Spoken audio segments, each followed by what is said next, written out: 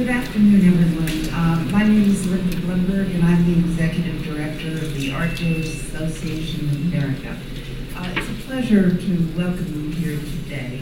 We have an unusual panel. It's a collectors forum entitled Regional Art Capitals, Challenges and Successes.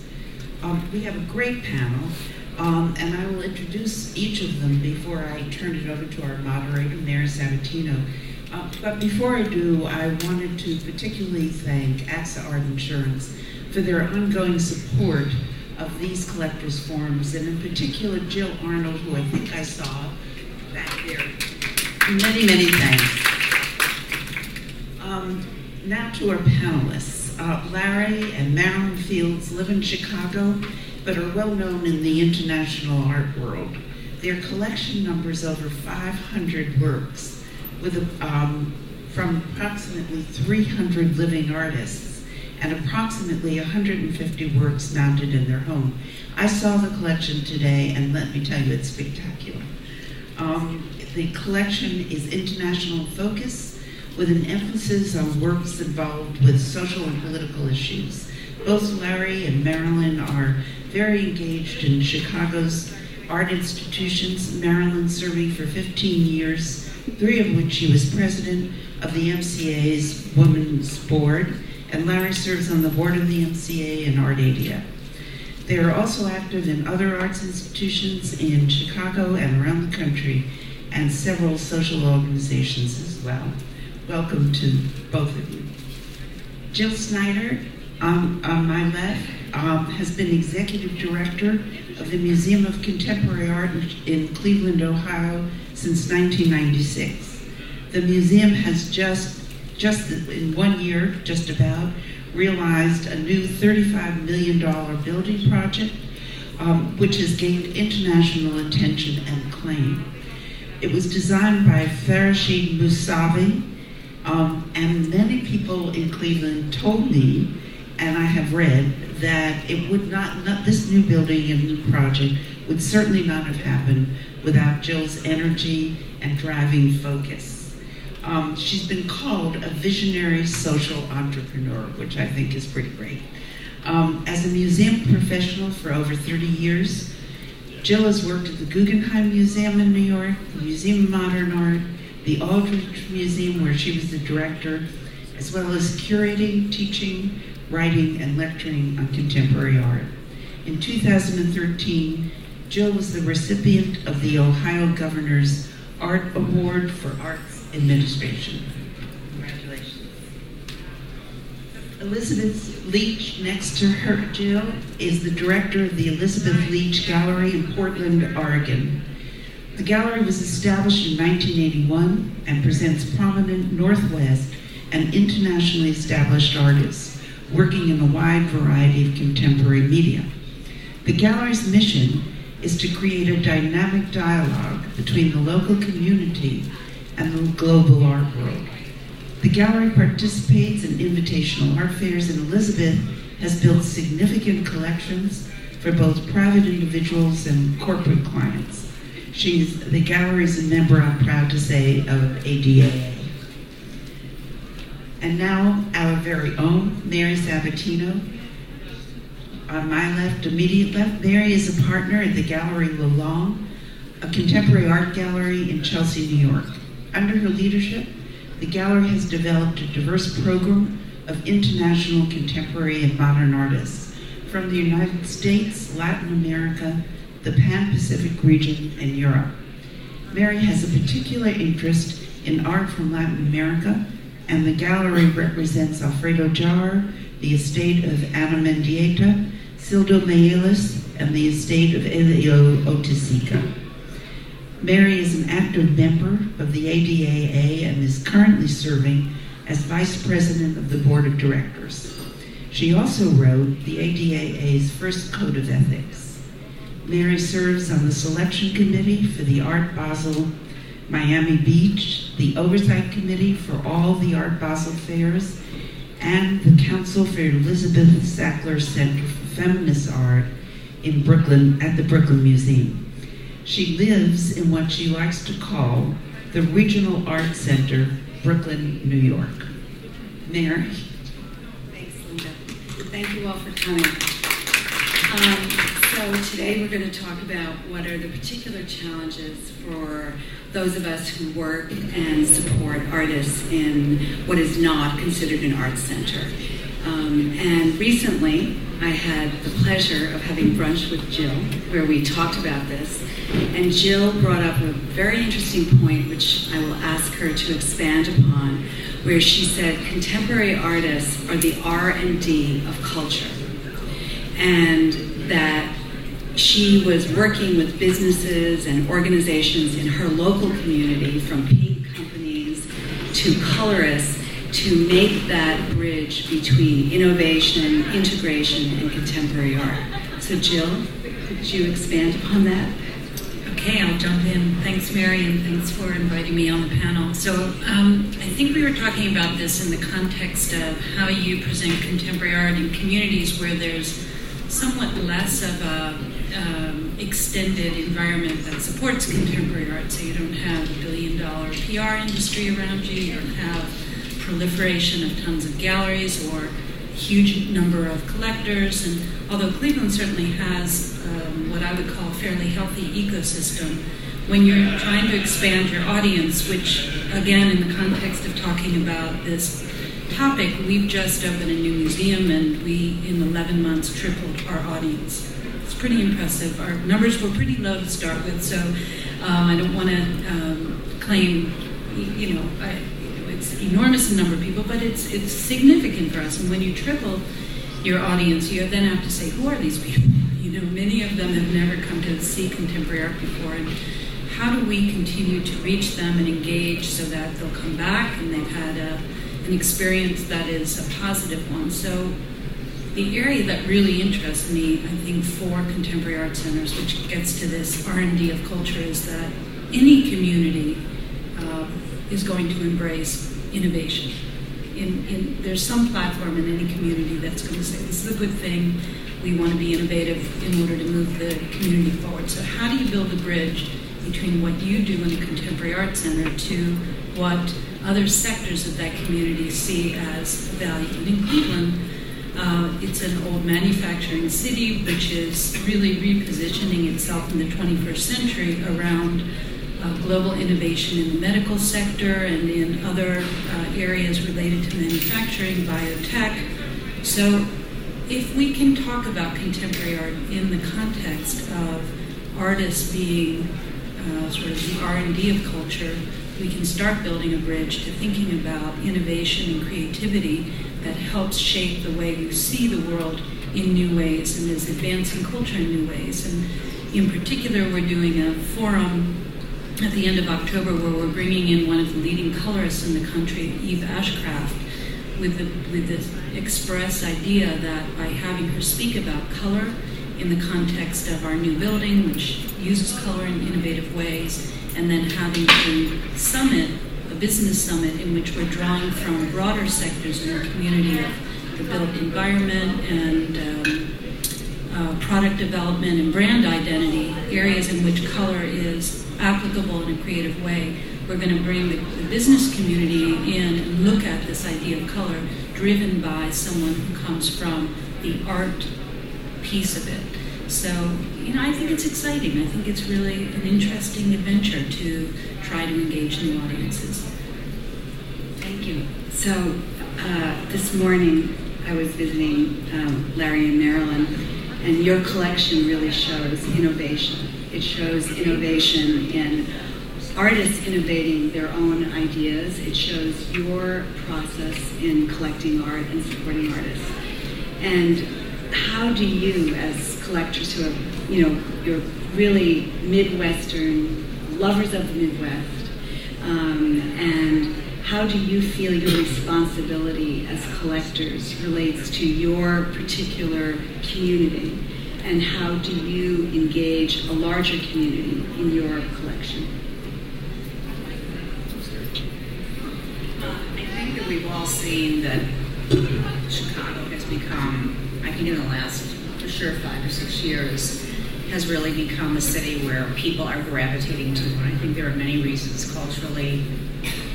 architecturally, and I think artistically, and I think that there are many artists who are from Chicago, and many of them have left.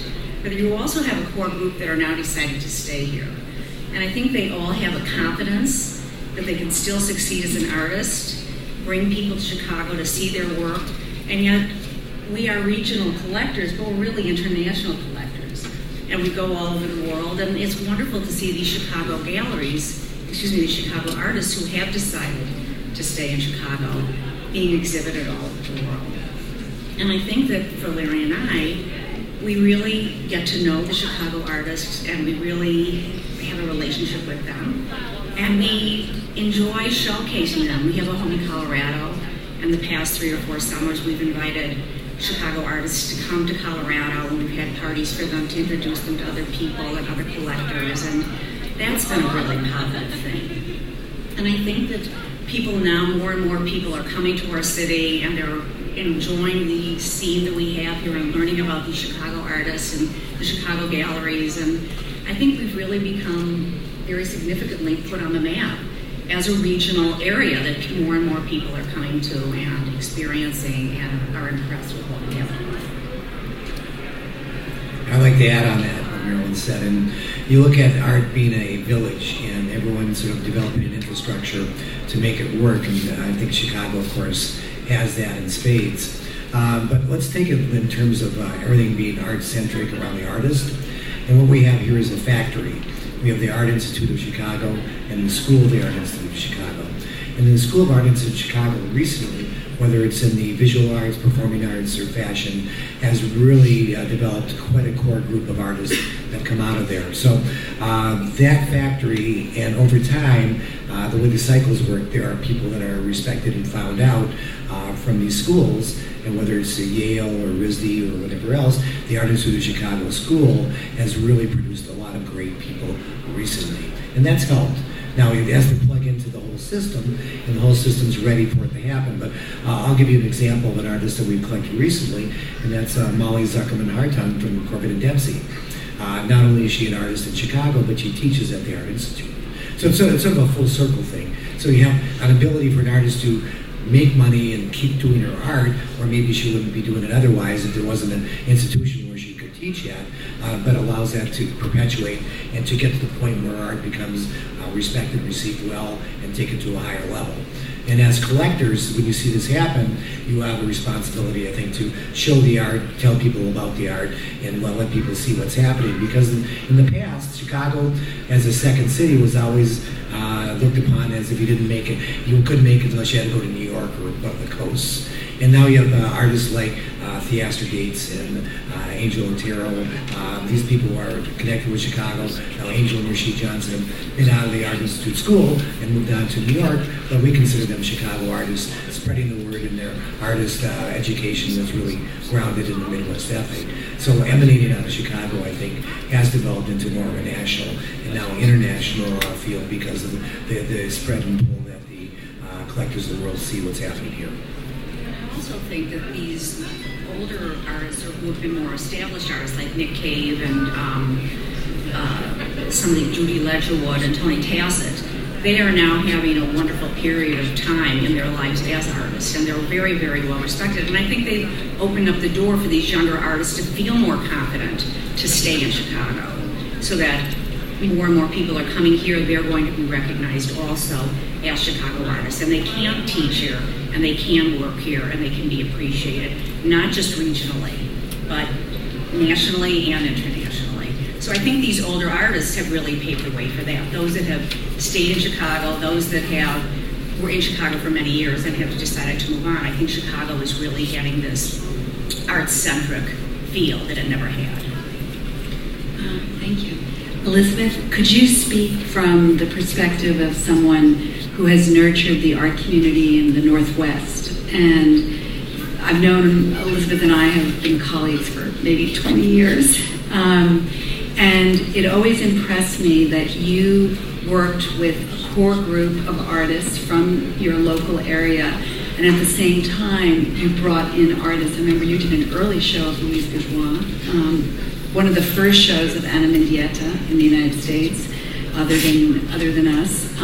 So how do you balance that way of supporting your local artists and getting them visibility, and then also showing people there who maybe not have access to travel to other places to see art?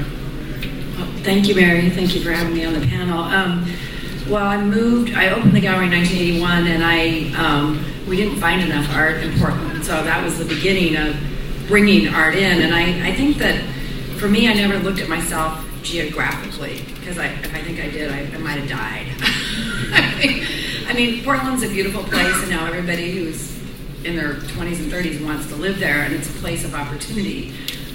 So I went to college in California. I grew up in California, went to college in Southern California, and I got right into the art movement and light and space movement in Los Angeles, and I lived in New York, and so I had a lot of contacts. So people were very generous in the art community and allowed me to bring work in. And I think what's great about Portland is that it's a community, and as you say, it's about community and leadership and risk-taking that create these cultural centers outside of the region, outside of New York, which can be as provincial in some ways, but it takes the commitment on the level of collectors, museum people, as well as galleries and the art schools for the artists. And I think in Portland, I can actually do things. We were the first people to show Ana Mendieta. I showed Al Taylor, the first gallery, and first anyone on the West Coast. And artists that I represent, like Din Culé, they feel like they can take experiments and do things in the Northwest that they might not feel comfortable doing in New York because everybody's watching. But what's important as a regional gallery is promoting my artists. M.K. Guth was the first Northwest artist to be in the Whitney, and she was on the cover of the New York Times living section, and she has shown subsequently in New York.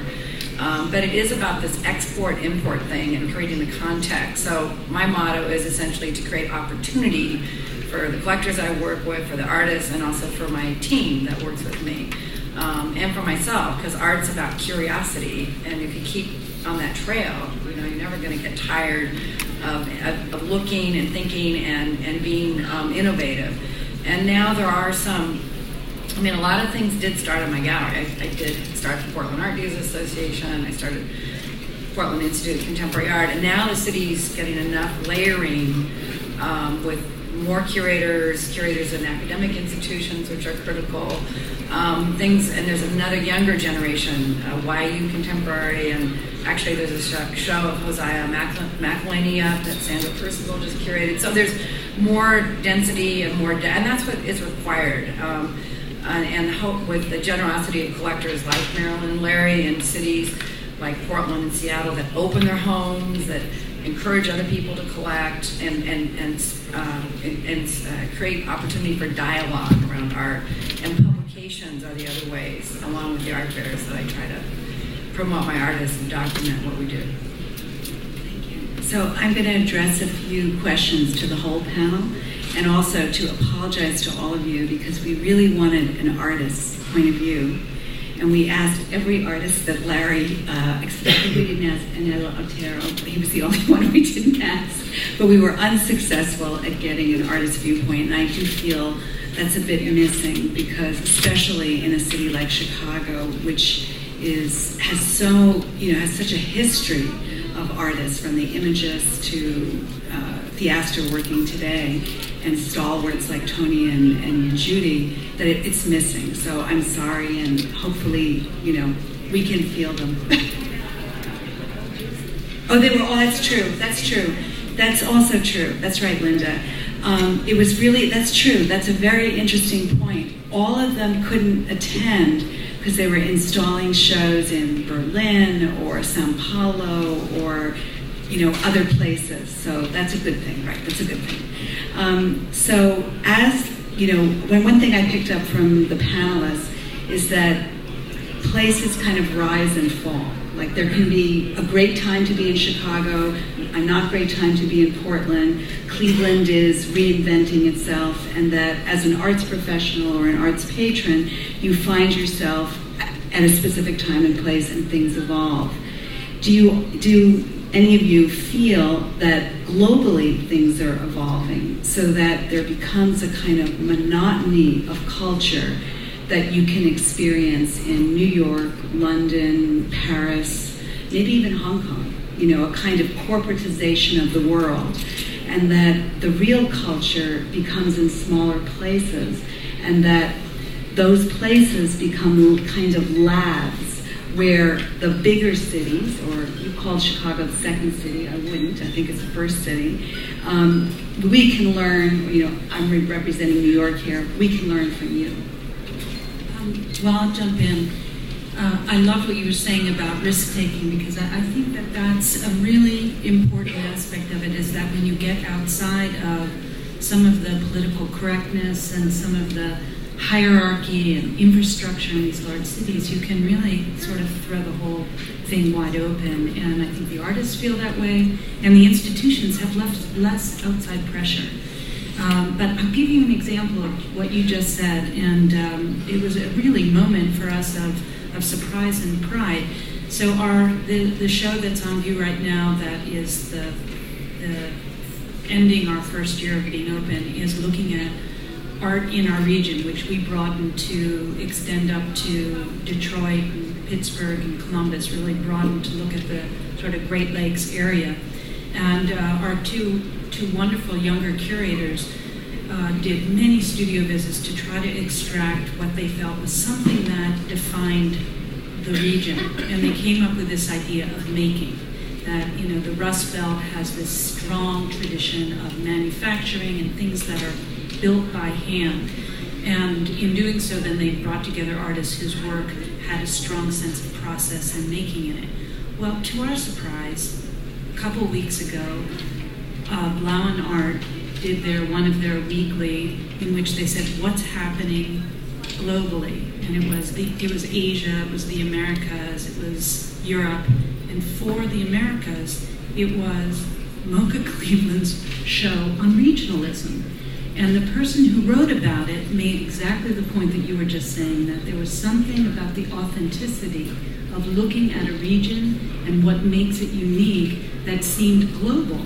And that if you looked globally, I think the notion of regionalism is very relevant. And that really, it may be that because of technology and the proliferation of how we communicate these days, that you really don't have to go to a major infrastructure in order for that kind of regionalism to blossom. I know it'd be interesting for us to talk about that.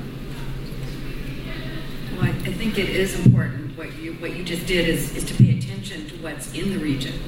So whether it's collectors who are collecting nationally and internationally, but also collecting locally, but curators having that dialogue. I'm actually working in 6 cities right now, and I find the mix has to be right in that region. So the curators have to be paying attention, the collectors have to be buying, and there needs to be galleries, and the schools help too. But I think in terms of Portland, there's an amazing intimacy that happens because of the scale.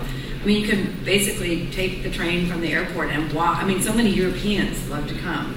But it's actually, Portland is shifting from downtown to some of the neighborhoods. There's amazing little bookstores opening next to a store that sells just chocolate and salt.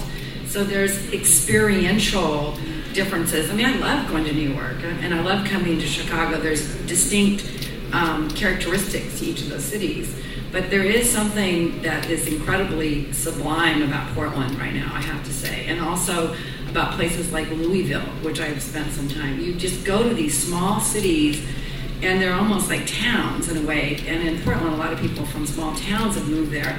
Everyone's so nice. They open doors, they stop their cars. I mean, but there is this experience of being able to walk around and go from a cafe to a gallery to a coffee shop to a specialty store, and that it's unique at this moment, and it will change because there are more people moving to Portland and Louisville. But it is a combination in terms of the art scene of the curators paying attention and having the dialogue with the artists, the galleries being there to attract collectors, and the collectors looking at the region, not just outside, not just all going to New York. And I look at places like Minneapolis, there's one gallery there. I mean, there should be lots of galleries there. So it's interesting to see how each city is unique and if all the parts to the puzzle are there or if they're evolving or not. Yeah, I think the sense of adventure is pervasive, whether you're a collector, an artist, a gallery, and your endeavors are just taken on beyond borders. There's a cute story that Sam Taylor Wood, the video photography artist, was talking about to us many years ago. She's out of London and decided to take a trip into Georgia, not the country, but the state of Georgia, and do the backwoods photography of trees growing up there in the forest, just to check it out and do a series. Well, her and her driver went through, she took many pictures of the beautiful backlands, and she said, I'm getting hungry, is there a place to eat? And the driver said, well, there is a place, but it's a rundown shack, it's in the middle of nowhere. She says, I'm hungry, that's fine. Well, they go in there, and sure enough, it's a rundown shack in the middle of nowhere, and nothing to be done, and they had the food, and the food was fine, and it was no big deal, and she's getting ready to leave.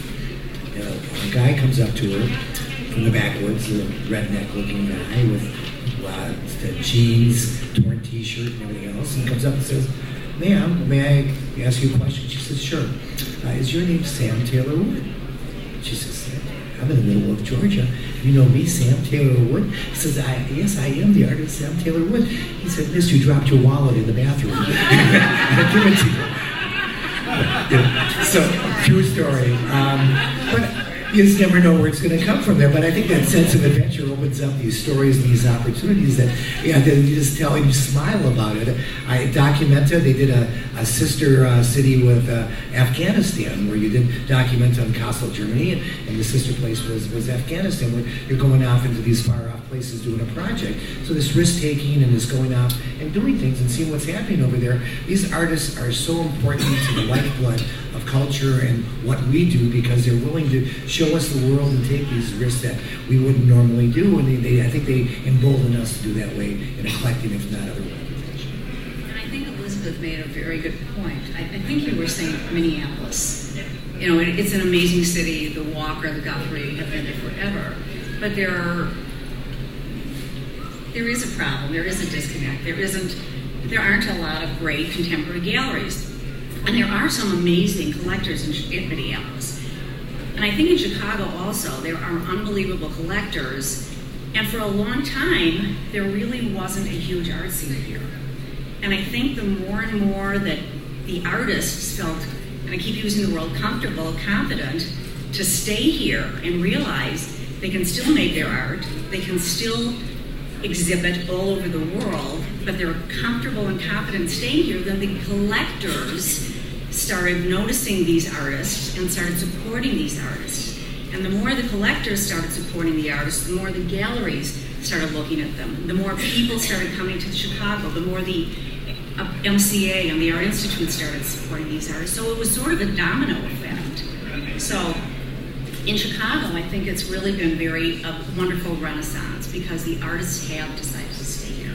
Many of them, many of whom are phenomenal, wonderful. They're teaching at Northwestern, they're teaching at the Art Institute, they're teaching at many of the institutions around the Chicago area. And so it takes a village. You know, we've all helped one another. And so I think it's worked out really, really well for our city. And the Renaissance is here, and hopefully it'll stay for a long time. I would just add one thing that what you just said. I think, speaking from the vantage point of the institution, I think it's important and imperative that the institution bring the artists into their exhibiting program, not just in what we've done this summer, which is a regional focus show, but also integrating artists who live in the region in global themed shows, so that you really are making the point that those artists who are in your region, if you've selected them and you've curated their work, that they are every bit as important in the global dialogue. And also to present artists in giving them solo exhibitions and an opportunity to really step up on a higher platform, so that you are, so the institution, I think, really has that responsibility to be part of that ecosystem that you're talking about, of supporting the work and endorsing it and presenting it in the same professional light that any of the artists who you would show through your curated program. Well, Well, you've done that, or you're doing that now with the Michelle Radner show? Right. Yeah, which is a mid-career survey of an artist who your institution has said we believe in, and is it her first mid-career survey, or? It is. Yeah. Or, well, in our opening show of the first show that we had of our new building, it was a show expressly to show the global reach of what we do to these new visitors who are coming in. You know, we had artists from Sao Paulo and Korea and UK and, you know, all over the country, and we engaged a major commission of an artist who lived in our region, and that was just as important to us as anything else that we showed in the gallery. Well, this all sounds very rosy and positive, but what's the economic framework to, let's say, carry out these visionary and supportive ideals? I mean, Elizabeth, one complaint I often hear from colleagues not in New York is that collectors are very happy to go to the gallery and see art, but yet they also want the experience of adventure, and sometimes that means traveling to an art fair or traveling to another art center to actually make the purchase. How do you support the gallery, and you know, does that have an impact on your business? Well, yeah, I would say there's a couple things. One,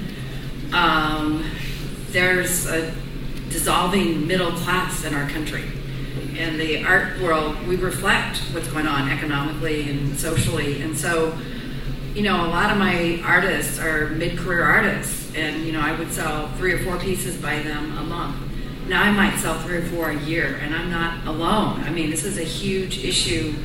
Mid-career artists, mid-tier galleries, middle class. So that's really serious. And the other thing is that the next generation of collectors are techies, and they speak an entirely different language. And the Software Association approached me in Portland and wanted to do an event. I'm like, great. And so, okay, we're going to get a speaker. Well, no one's coming just to see the art. Would you like to do a whiskey tasting?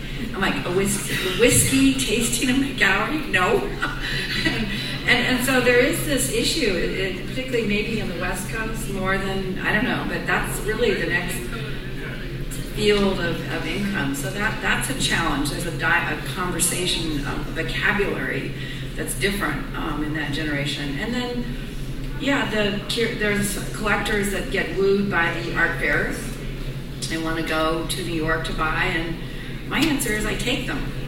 I take them and I educate them, and I actually often start with the ADAA fair because it's a small fair with a range, much like this fair would be a good fair to start new collectors.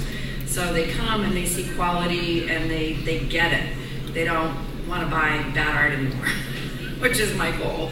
So those are the 3 things the 2 things that are challenging, and then how I address that desire to go out of town is take them.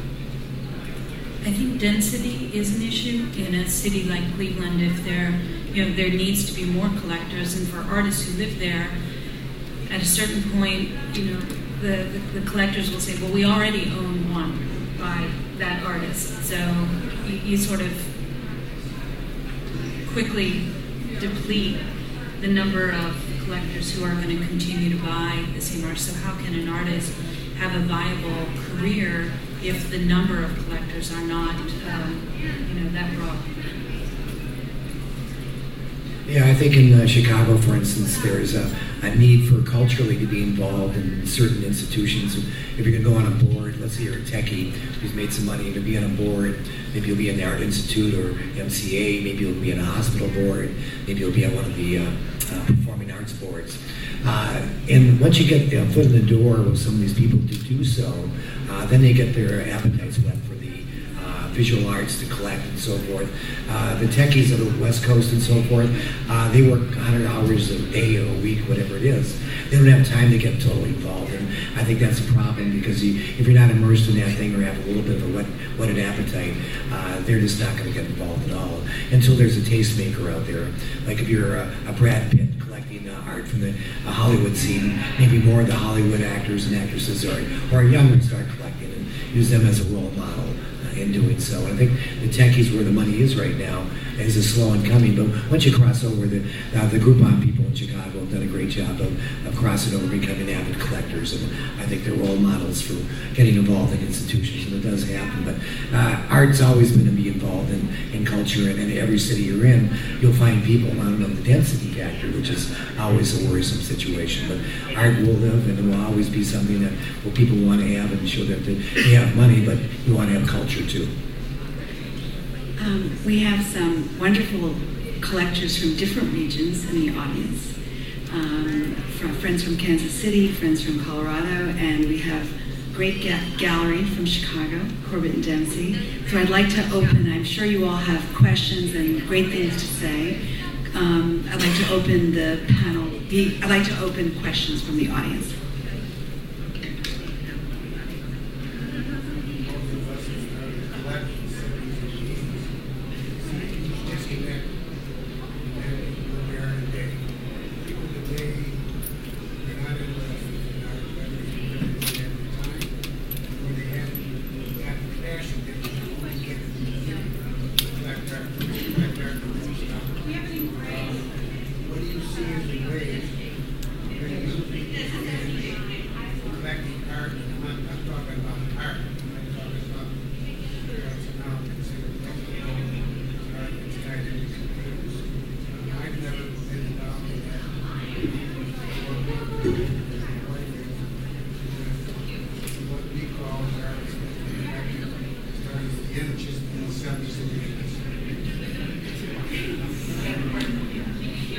And are you addressing your question to anyone?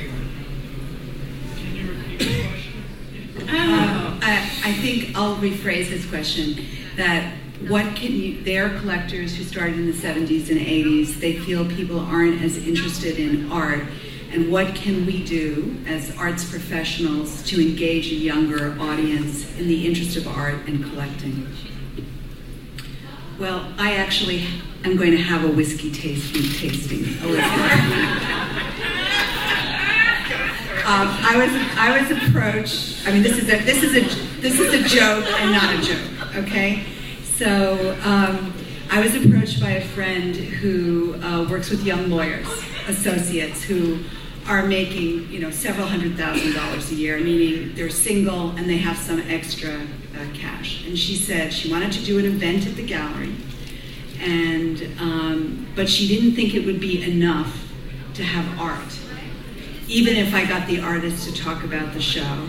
And could I also have a wine tasting or a whiskey tasting? And my feeling is, if we're going to offer them hospitality and a drink and art, and that's pleasurable, great. We haven't done it yet, it will be in November. But this question that you ask, we're all asking ourselves. And because we need the next generation, many of my clients are at least 50, and they're passionate, they're dedicated. But this question of how do you get the ones who only use Instagram is a big question, because they will be the next generation, and if we don't get them, they'll do something else. I think museums have a responsibility, and I know being involved with the Women's Worth Museum of Contemporary Art, our mission, we really, really wanted to bring young families in. All of these organizations have the 50-plus people. In order for any organization, whether it's a hospital board or anything in the philanthropy field, you have to get young blood to then be the next generation to take it over. So we started Family Days. It was 4 Saturdays a month, free. Well, from 4 Saturdays, it was so popular. It was 4 Saturdays a year, and it was so popular that after 2 years of 4 Saturdays, we decided to do 8 Saturdays. Well, it's now every Saturday. And it's really incredible the amount of people that make this a regular event, twice a month, 4 times a month, with their families. And they come into the museum thinking, I don't really like anything that's on these walls. And they end up leaving very impressed by learning with a docent, going around with somebody who's knowledgeable to find out what's going on at the museum. And I think that's really the way it begins. The MCA has also started what's called a Vision Council, and it's for younger people who may not be able to afford the price of going into being a trustee or going on one of the boards or that stuff financially, but they're able to, give the museum $2,500 or $5,000, and it's a council that really looks at specific artists, and they learn through the curator, going on tours, going to different cities and locations, and going to different museums. And so you really need to bring those younger people who have that slight possibility of wanting to learn about art, who don't really know it. There's a Friday night, one Friday a month, there is a big party at the MCA, and it's usually 25 to 35-year-olds. And again, they come into the museum, and it's a very social event, but they're taking tours of the different exhibits, and they're learning. Full bar, not just whiskey. And that, again, we've really been able to increase our membership exponentially with these different programs. And, you're very remiss in not tapping that age bracket, because they're the next generation that have to be. And Larry and I will open our home, and you get these 30-year-olds who come into the collection, and Larry's the greatest docent in the world, and they love listening to the stories, and they love learning about the artists. And if one or two of them get a takeaway of, this is something I really want to become more involved with and more interested in. These museums all have different programs for different ages and for different financial areas and paths and whatever. So I think that museums in these cities really have a responsibility to encourage this type of membership and collecting with the younger generation. Yeah, here. That's so much of the strategy and planning that we do in our museum has to do with outreach, and so they're the traditional bring your patrons to an art fair and get them exposed to collecting, but there's so many other strategies like free family days. And this idea, I think, Mary, about whiskey is it's such a, I think it's actually very smart, because it's marrying this idea of connoisseurship that I think is very much a part of people who are discerning and want to learn and are educated, but they're not necessarily applying it to the visual arts. So how do you bring that idea of connoisseurship together with looking at the visual arts?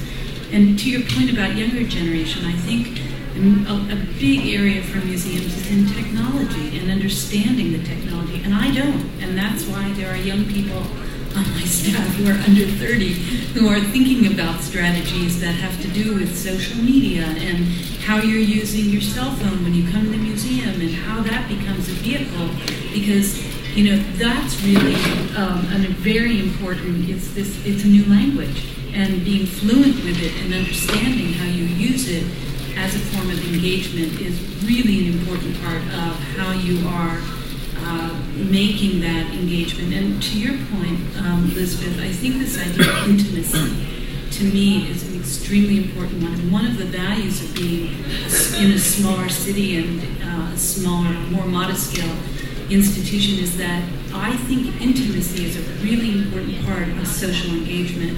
And contemporary art can be intimidating. And the more that you can lower that barrier, what I call the threshold barrier, how you get someone who's new to walk through the door. We know that people will come in if it's a social, if they feel like they're part of some other social engagement. What other ways do you lower that threshold? And social media is a big one, because if you can get people talking and tweeting and doing Instagrams and thinking about you even before they get in the door, they already feel a sense of connection. So anything that you can do that can bind people together through social engagement and intimacy, I think is a really profound first step. And then hopefully you move them up the food chain and get them, like you, incredibly invested and becoming sort of addicted to the visual arts as just part of what they need to feel alive. Well, I agree. Social media is really important, but like this business, like many businesses, is relationship based. So it really still is one-on-one, building the relationship, mentorship, and engaging people. And it often is the parents. It still is. If the parents are buying art at all, it plants a seed. So it's a combination of the museum programs and the inviting people into the galleries and having a dialogue and relationship. It's really relationship based still. But one thing, sir, I would disagree with you. I don't think that people are not interested in art. I think people are hungry for art and for what that relationship gives them. I think they feel mostly intimidated, or they don't know how to enter into that process. Even there was a wonderful thing in the New York Times where this 16-year-old girl who lives in Brooklyn would go every day to the Brooklyn Museum because the lobby was air conditioned and she could enjoy the Rodin sculptures. And she never realized that pay what you wish really meant that, because it says suggested admission, pay what you wish. So she thought you had to pay the and she never went into the museum. And it took a New York Times reporter who ran into her to show you can give a nickel. And then she loved the museum. And it can be as simple as that we have to, or as complicated, we have to know how to lower the barrier for entry. And I think a lot of people will want to walk through the door. My name is Louis Nerman, and my wife Sue, and I want to congratulate the panel on this topic, because it's one that we wrestle with being from Kansas City, which is a much smaller regional market than Chicago. And we have done everything in our power to support all the institutions in our region in Kansas City. And Sue and I talk often about who is the next generation of collectors, what this gentleman just spoke about. And how do we get them to get the bug? Fortunately, we came from a family of collectors to begin with, so it was an easy transition. Not everybody has that luxury. And how do we get these young people to make the move, to take that first step and get that bug? And we open our house all the time. All the museums in Kansas City, by the way, are free all the time, all the institutions. Number one. Number two, we open our homes to any institution who wants to, anybody who wants to come and see the art, we welcome. But yet, there has not been a prolific growth of galleries. There has been a very modest amount of collectors in Kansas City. And what can we possibly do to get the next generation coming behind us? And how can we get them to take that first step? I think is the key. And I think it's a great subject. I love being around the artists because it energizes me. I think they're bright, they're smart, they're young, and I like the whole atmosphere. But I have trouble. We have trouble with the next someone else getting that same bug that we've had for 40 plus years.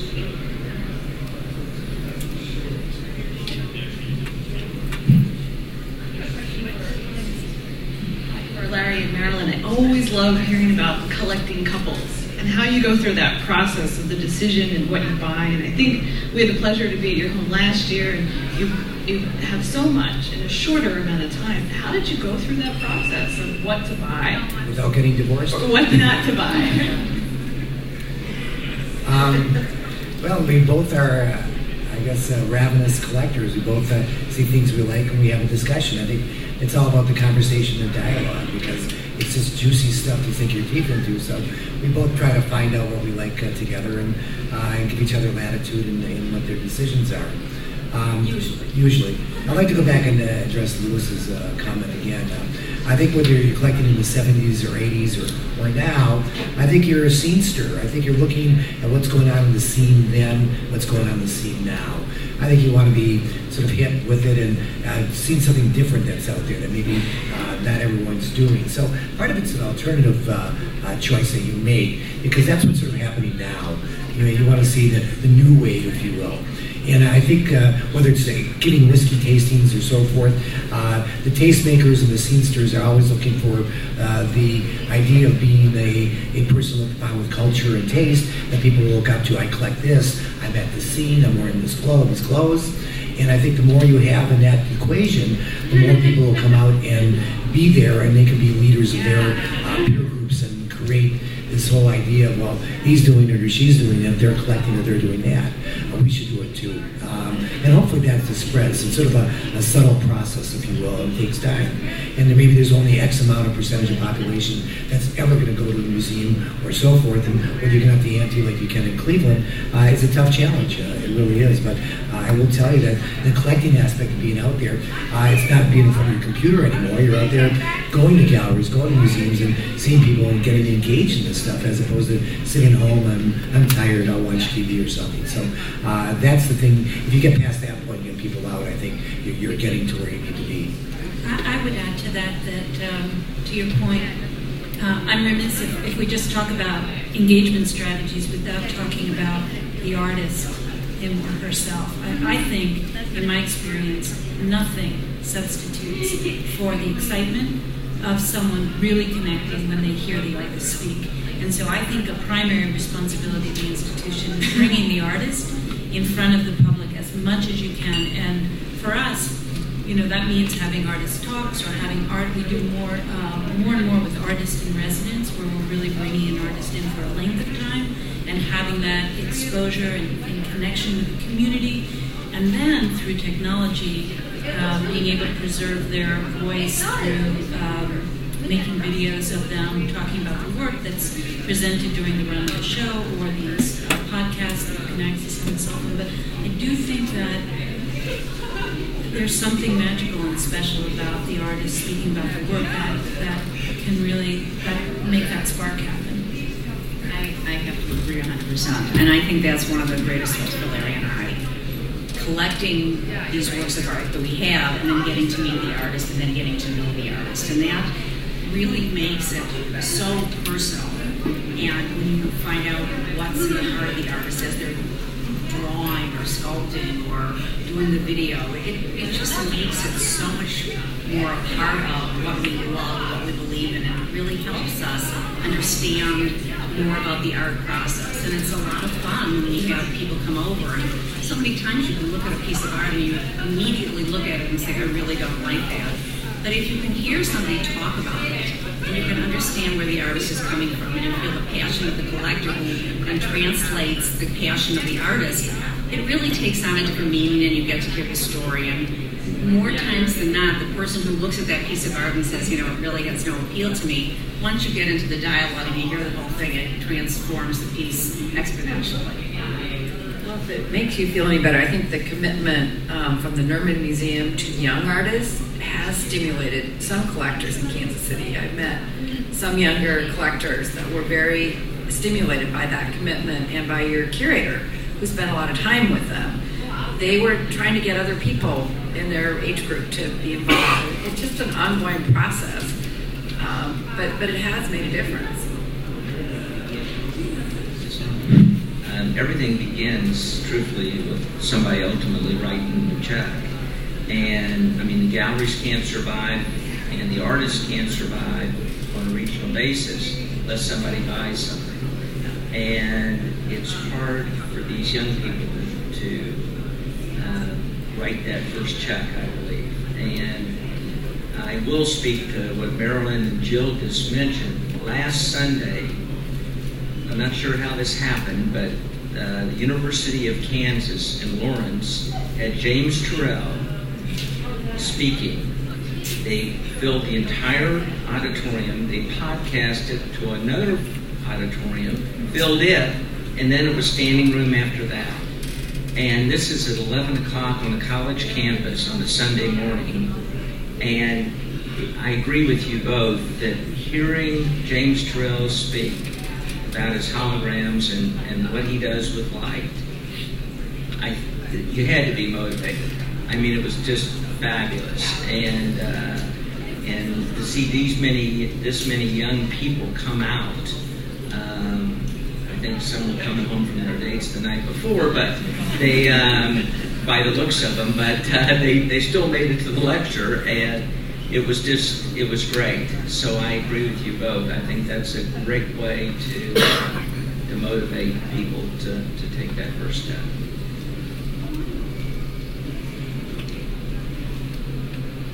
I had just one quick comment and then something uncanny to mention. The comment is that from my experience as a dealer, I think one of the things that we're fighting is sort of competing ideas about why one collects art. So trying to impart to potential young collectors why they would want to collect art. And I think there are many, many cues out in the world that the reason that you want to collect art is because you're a good and savvy investor, which is a really terrible way of collecting art, and which is also not a very, ultimately, if you're not really good at it right away, not a very good motivator to do it. Better yet, one should be hopefully motivated to want to collect art because you want to live with it. You want to experience it on a daily basis, which is a totally different kind of experience from experiencing it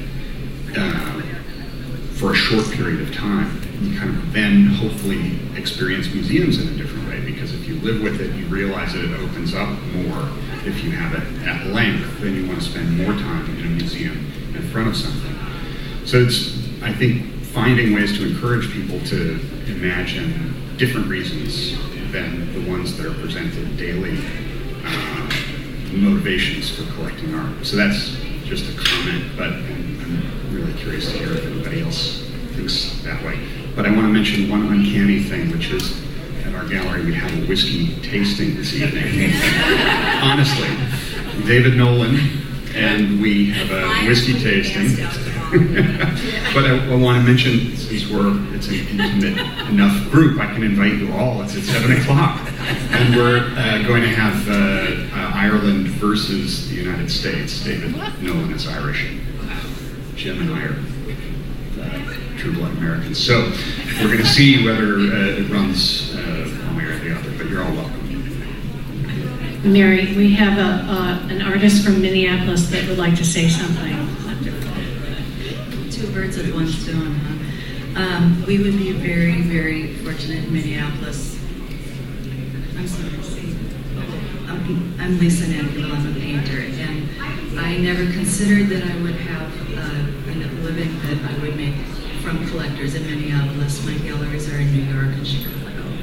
And I always was very careful not to associate myself with regional artists in Minneapolis, because they are only plugged into the mending socioeconomic fabric in Minneapolis, and for the most part, not taken seriously for the work that they do. We would be so fortunate to have people with the imagination and the investment and infrastructure and safety net that you've given your artists. And I don't know why we don't have that. But there really is one gallery, and we do have some terrific institutions. But somehow there's a disconnect between the artists as the makers and tapping into our insights about culture and being alive in this time of the world and buying. And I don't know why that is, why you were able to do that in Cleveland and Portland and here, and why we have to go away. There's some great artists in Minneapolis. I think Jay Hikes and Chris Larson. I mean, they're amazing artists. I was able to curate a local show, but I mean, sometimes it's just urban planning. I mean, and weather. But I mean, there was a great gallery scene at one time in Minneapolis, and then they down in the warehouse district, which the real estate isn't affordable for galleries. And there's a young gallery that's open there, so there's an effort. I also just want to say something about what Louis said about affordability. I mean, certainly there are the millionaire, high-tech people running around, and I wish Facebook and Google would put decent art in their offices. That would help, rather than I have to say it, the crap they do. It's really bad. That would help. But I also think letting younger people know that it's affordable to buy art, that you can do, I mean, still do the installment payments. I mean, we all do that, but anyway, ecosystems. I just had a quick comment related to strategies of getting people through the door. It seems like last few years there's such an emphasis on body counts in terms of shows being a success, and I sort of think that's in some ways not a good thing, because I think it sort of takes away the ability to take some chances and do some things that may not necessarily be popular in terms of people walking through the door. Along with being a dealer now, I had a former life as a manager of an art house movie theater where I did a little programming also.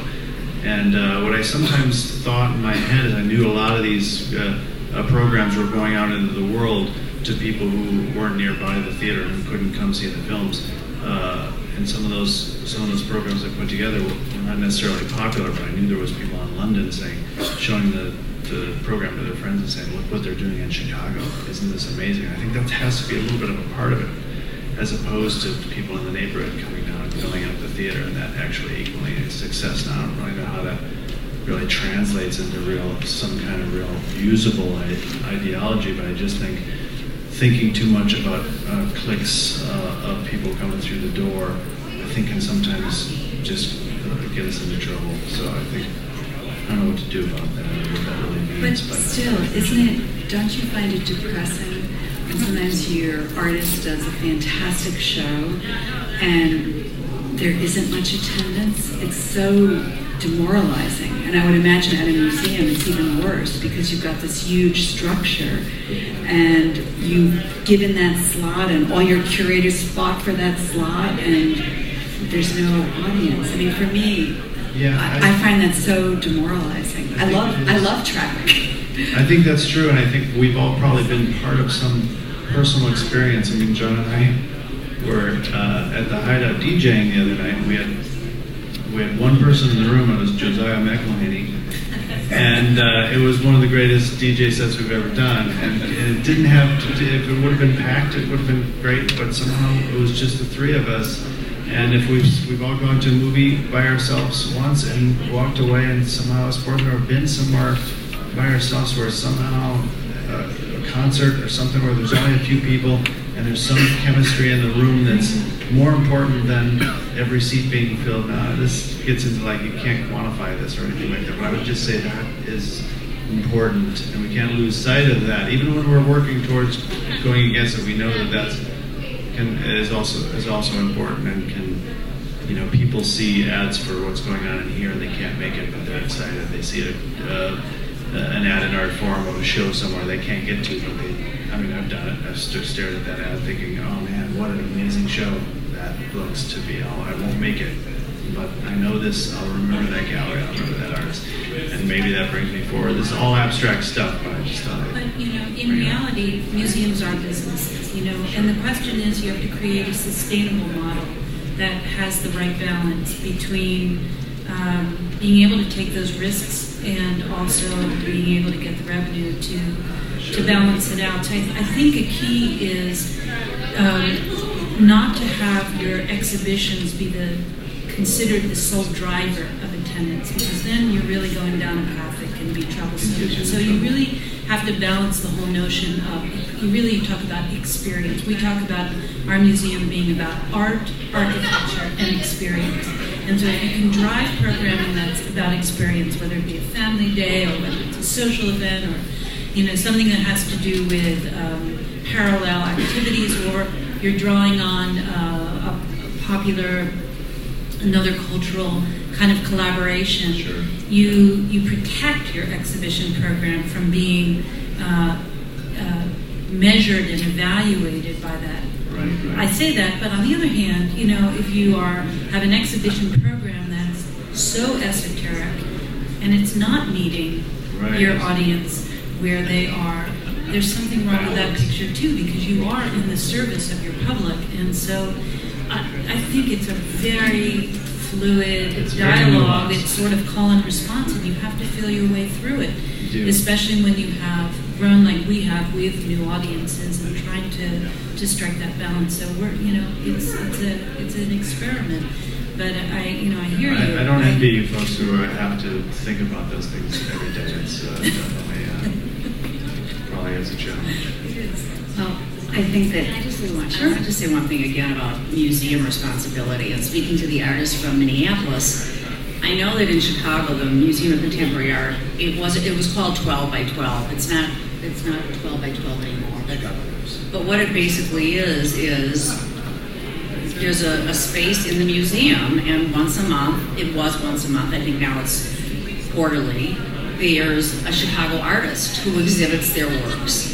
And I think that that's a wonderful way to say, this is what we have here. We want to introduce you to art that comes from Chicago. We want to show you the artists, and this room represents the artists that we have in Chicago. And I think it's a wonderful way to let people who either come in from Chicago or from other parts of the world or the country to see that there is talent here, besides for having all these major artists that most people have heard of or are learning about. These are artists that you probably have not heard of, that are younger artists, maybe mid-career, maybe established, but they are from Chicago. They have stayed in Chicago. They produce their work in Chicago. And we want to introduce you to them.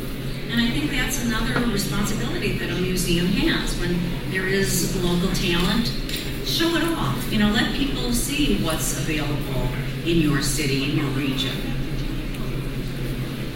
Well, I want to thank the panelists and thank the audience and thank Linda Blumberg for organizing it and thank AXA for funding it. And let's go all and build new audiences.